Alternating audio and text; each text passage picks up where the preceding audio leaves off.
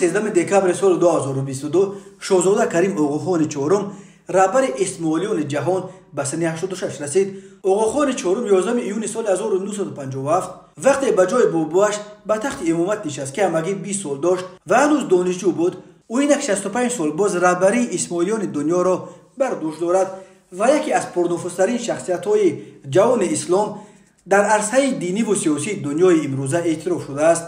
سال 2017 سازمان ملل متحد جایزه سالانه پیشوای جهان را به 3 شخصیت و 2 سازمان از جمله به شاهزاده کریم اوغوخان چهارم سپرد و او را یکی از چمپیون‌های رقم 1 در راه اصلاح جهانی امروز عنوان کرد.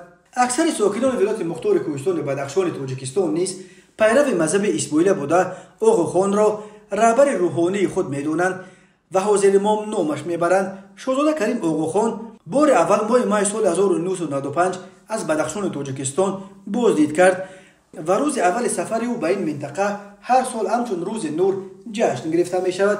شاهزاده کریم اوغوخان 13 دکامبر سال 1936 در شهر ژنو شویساریا به دنیا آمده است. پدر او علی سلمان خان و مادرش تاج دوله علی خان می باشند. کریم اوغوخان معلومات میانه را در یکی از مکتب‌های مشهور شویساریا گرفته.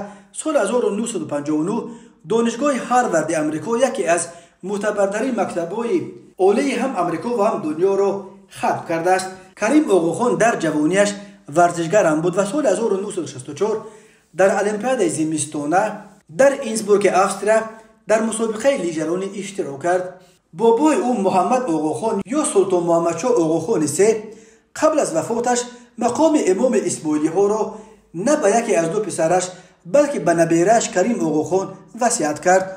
کریم اوغوخان 11 ایول سال 1957 بعد وفات بابایش زمان به مقام امام اسماعیلی ها رسید که همگی 21 سال داشت و هنوز دانشجوی هاروارد در رشته تاریخ اسلام بود. در پی رسیدن به مقام امام اسماعیلی های دنیا ملکه بریتانیا الیزابت به شاهزاده کریم اوغوخان عنوان اعلیحضرت را عطا کرد.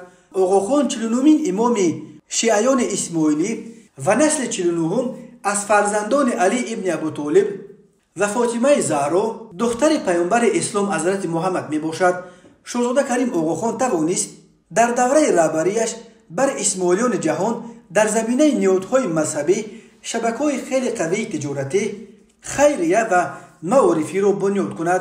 صندوق اوغوخان در حال حاضر یکی از بزرگترین سازمان‌های خیریه و معرفتی به شمار می‌رود که به صدها هزار نفر در گوشه‌های گوناگون جهان کمک می‌رساند. ساکنان ولایت مختار کوهستان بدخشان می‌گویند در سال‌های جنگ شهروندی از کمک‌های خیریه بنیاد اوغوخان مردم این ولایت مختار را از چنگ گرسنگی رهانید. شبکه‌های اوغوخان همچنین مؤسسه دانشگاه اوغوخان در پاکستان و دانشگاه‌های آسیای مرکزی با بخش‌هایش در خاروق تاجیکستان و نورین قرقیزستان میباشند. همین طور در تورنتو کانادا یک مرکز بزرگ اسماعیلی ها و آثارخانه کریم اوغوخان بنیاد شدند. نیروگاه پامیر 1 شبکه میهمانخانه های سرین و شرکت اتصال تاجیکستان از مؤسسه های اقتصادی و تجارتی است که از طرف شبکه های اوغوخان چرخانیده می شوند. شاهزاده کریم اوغوخان 4 فرزند دارد. شاهدختر زهرا اوغوخان، شاهزاده رحیم اوغوخان و شاهزاده حسین اوغوخان از همسر اولش بیگم سلیمه اوغوخان و شاهزاده علی محمد اوغوخان از همسر دومش بیگم انوره اوغوخان.